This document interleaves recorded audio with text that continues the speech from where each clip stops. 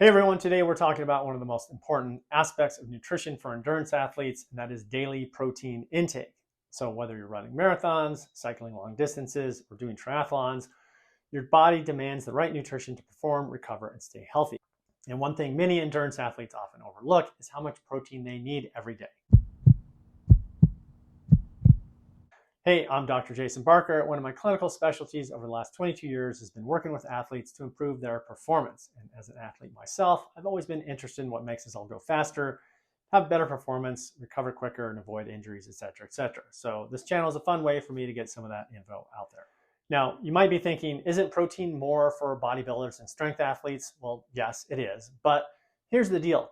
Endurance athletes need protein just as much, if not more, due to the unique demands that we place on our bodies. Here are a few key reasons why you need to be upping your protein intake. Number one is for recovery and muscle repair.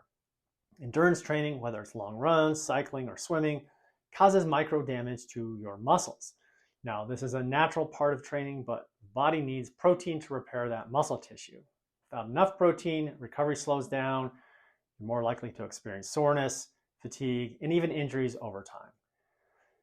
Number two is preserving lean muscle mass. Now, it's super important to maintain that lean muscle mass, especially with all the repetitive, long duration exercise that endurance athletes undergo.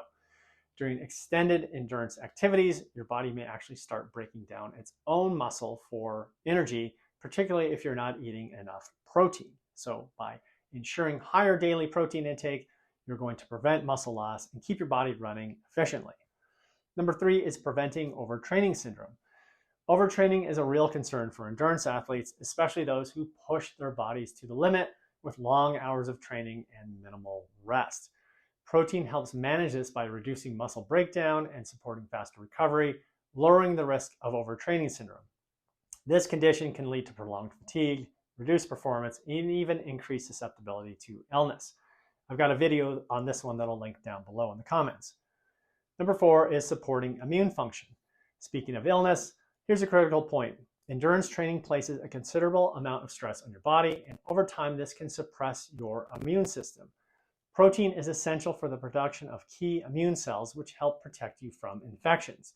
So without adequate protein, your body struggles to repair tissues and maintain a strong immune defense, making you more vulnerable to getting sick, especially after those long training sessions. Now, the fifth and final reason is that it enhances overall performance. It's not just about recovery and staying healthy. Protein can directly impact your performance. There's a lot of studies that show that athletes who meet their protein needs have improved endurance, better stamina, and greater energy during prolonged activities. This is because protein supports the growth and repair of the mitochondria. These are the powerhouses of your cells, which are crucial for generating the energy you need to perform at your best. Okay, so now that you know why protein is so important, let's talk about how much you actually need. Now, the ideal amount of daily protein for an endurance athlete varies on factors like your training intensity, your body weight, and your individual goals. But general guidelines suggest that endurance athletes should aim for about 0.5 to 0.9 grams of protein per pound of body weight each day. Now, that's certainly higher than the average person, and for good reason. Of course, the demands on our muscles, the immune system, and recovery are much greater than a sedentary person. Okay, let's make an example. So I weigh 165 pounds, so I need to aim for 82 to 148 grams of protein per day, which of course varies based on my training intensity, what I'm training for, volume, etc., etc. And while that might sound like a lot, it's totally achievable with the right food choices. Now, so for those of you who include animal products in your diet, here are some high quality protein sources that can help you meet your target. 3 ounces of chicken gives you about 26 grams of protein, making it a staple for endurance athletes. Fish like salmon and tuna provides around 22 grams of protein in a 3-ounce serving and has the added benefit of being rich in omega-3 fatty acids, which help reduce inflammation from all of that training.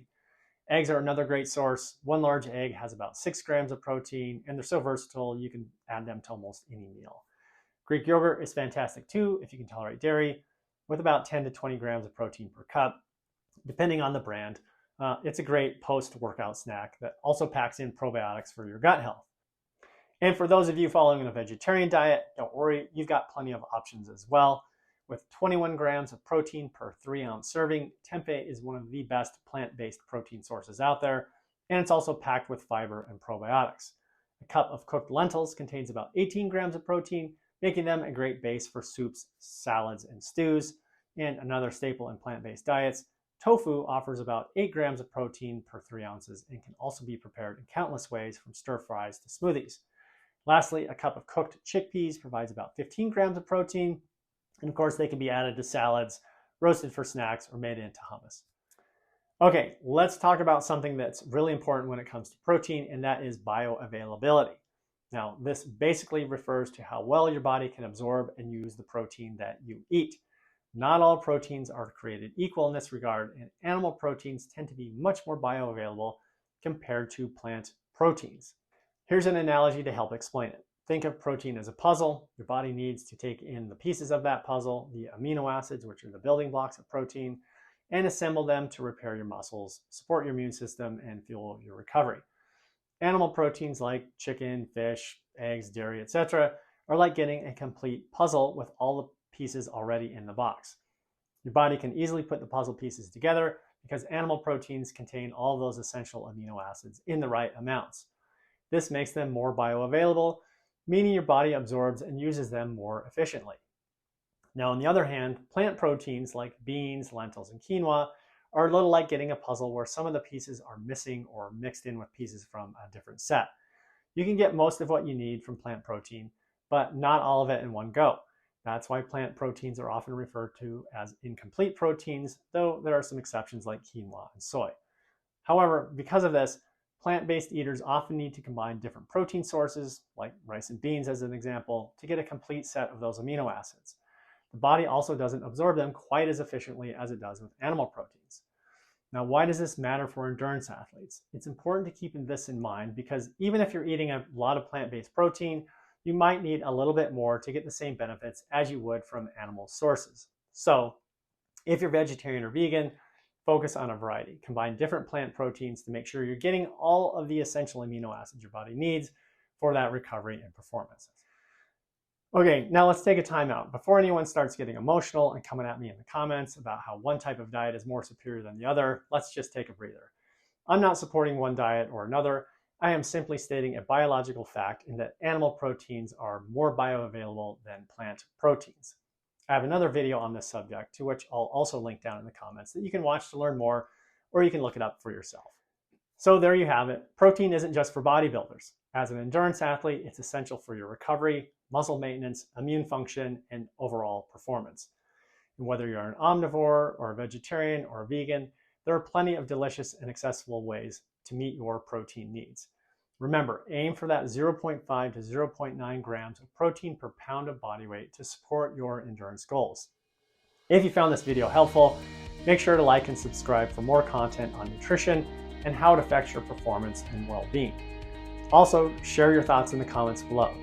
How much protein do you consume, and have you noticed a change in your health and performance when you did increase your protein intake?